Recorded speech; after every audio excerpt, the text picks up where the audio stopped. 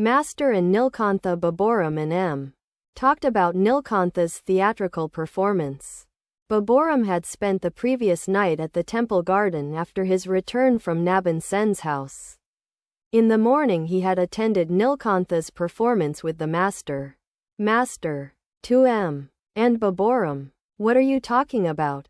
M. and Baburam. About Nilkantha's performance. While pacing the veranda, Sri Ramakrishna suddenly took M. aside and said, "The less people know about your thoughts of God, the better for you." Saying these words, the master abruptly went away. A short time afterwards he began to talk with Hazra. Hazra. Nilkantha told you he would pay you a visit. It would be good, send for him. Master. No. He didn't sleep at all last night. It will be different if he comes here through the will of God. Sri Ramakrishna asked Baburam to visit Narayan at his house. He looked on Narayan as God himself, and so he longed to see him. The master said to Baburam, "You may go to him with one of your English textbooks." About 3 o'clock in the afternoon, Sri Ramakrishna was sitting in his room. Nilkantha arrived with 5 or 6 of his companions. The master went toward the east door as if to welcome him. The musicians bowed before the master, touching the ground with their foreheads. Sri Ramakrishna went into samadhi. Baburam stood behind him. M. Nilkantha and the musicians were in front of him, watching him in great amazement. Dinanath, an officer of the temple, looked on from the north side of the bed. Soon the room was filled with officers of the temple garden. Sri Ramakrishna's ecstasy abated a little.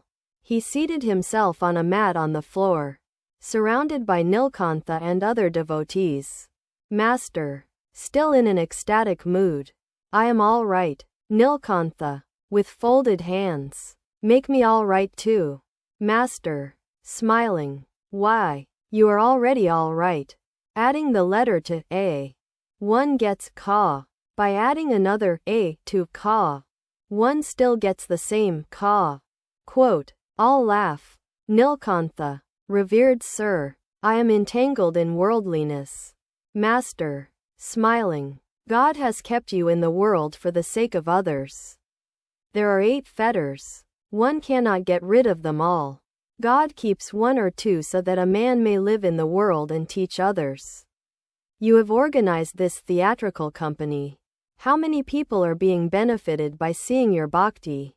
If you give up everything, then where will these musicians go? God is now doing all these works through you. When they are finished, you will not return to them.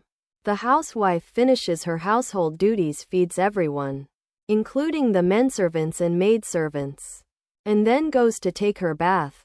She doesn't come back then even if people shout for her. Nilkantha. Please bless me. Master. Yasoda went mad with grief because she was separated from Krishna. She went to Radhika, who was meditating. Radhika said to her in ecstatic state, I am the ultimate Prakriti, the primal power. Ask a boon of me. Yasoda said to her, What shall I ask of you? Please bless me, that with all my body, mind, and speech I may think of God and serve Him, that with my ears I may hear the singing of God's name and glories, that with my hands I may serve Hari and His devotees, that with my eyes I may behold His form and His devotees. Your eyes fill with tears when you utter the name of God. Why then should you worry about anything? Divine love has grown in you.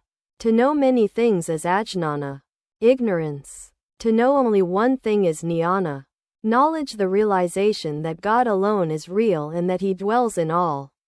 And to talk to Him is vijnana, a fuller knowledge. To love God in different ways, after realizing Him, is vijnana. It is also said that God is beyond 1 and 2. He is beyond speech and mind. To go up from the lila to the nitya and come down again from the nitya to the lila is mature bhakti. I love that song of yours about aspiring to reach the lotus feet of the Divine Mother. It is enough to know that everything depends on the grace of God. But one must pray to God.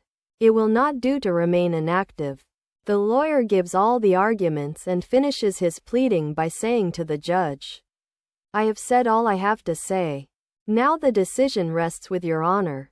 After a few minutes, Sri Ramakrishna said to Nilkantha, "You sang so much in the morning. And now you have taken the trouble to come here. But here everything is honorary." Nilkantha, "Why so?" Master, smiling, "I know what you will say." Nilkantha, "I shall get a precious gem from here." Master, "You already have that precious gem. What will you gain by adding again the letter A to Ka? If you didn't have the gem, should I like your songs so much?" Ramprasad had attained divine realization. That is why his songs appeal so much. "I had already planned to hear your music. Later on, Nayoga, too, came here to invite me." The master was sitting on the small couch. He told Nilkantha that he would like to hear a song or two about the Divine Mother. Nilkantha sang 2 songs with his companions. When the master heard the second song, he stood up and went into samadhi. Presently he began to dance in an ecstasy of divine love. Nilkantha and the devotees sang and danced around him. Then Nilkantha sang a song about Shiva, and the master danced with the devotees. When the singing was over, Sri Ramakrishna said to Nilkantha, "I should like to hear that song of yours I heard in Calcutta. About Sri Gauranga?" Master, "Yes, yes." Nilkantha sang the song. The beautiful Gauranga, the youthful dancer, fair as molten gold. Sri Ramakrishna sang again and again the line, "Everything is swept away by the onrush of love," and danced with Nilkantha and the other devotees. Those who saw that indescribable dancing were never to forget it. The room was filled with people, all intoxicated with divine joy.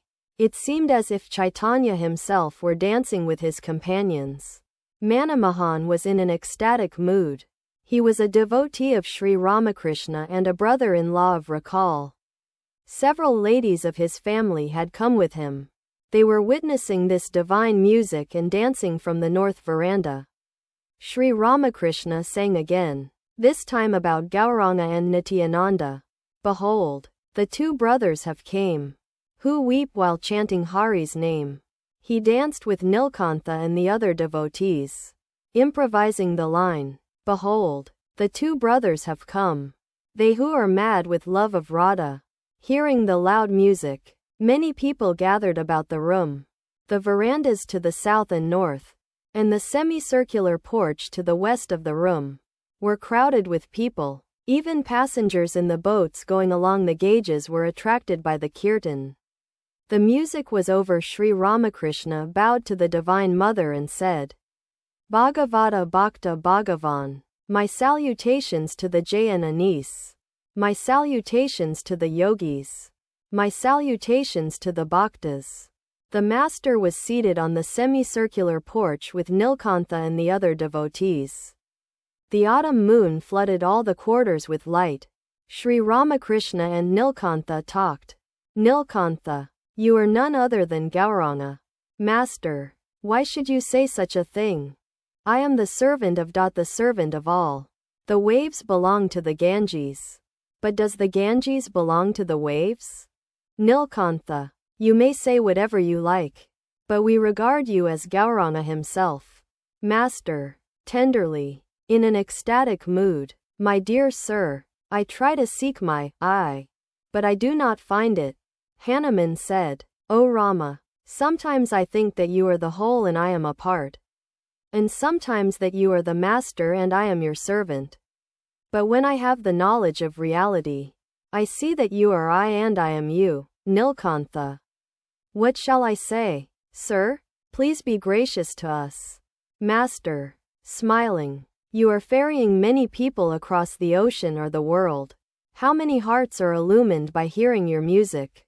Nilkantha, "You talk of ferrying, but bless me that I may not be drowned in the ocean myself." Master, smiling, "If you get drowned, it will be in the sea of immortality." Sri Ramakrishna was delighted with Nilkantha's company. He said to the musician, "For you to have come here, You whom people see as a result of many austerities and prayers. Listen to a song. The master sang a song, 2 lines of which ran, "When the blissful mother comes to my house, how much of the Kandi I shall hear, how many monks will come here, and how many yogis with matted locks," he said, continuing, "As long as the Divine Mother has come here, many yogis with matted locks will come too." Sri Ramakrishna laughed. To M. Baburam and the other devotees he said, "I feel very much like laughing. Just fancy, I am singing for these musicians. Nilkantha, we go about singing, but today we have had our true reward." Master, smiling, when a shopkeeper sells an article, he sometimes gives a little extra something to the buyer. You sang at Nabin's house and have given the extra something here. All laughed.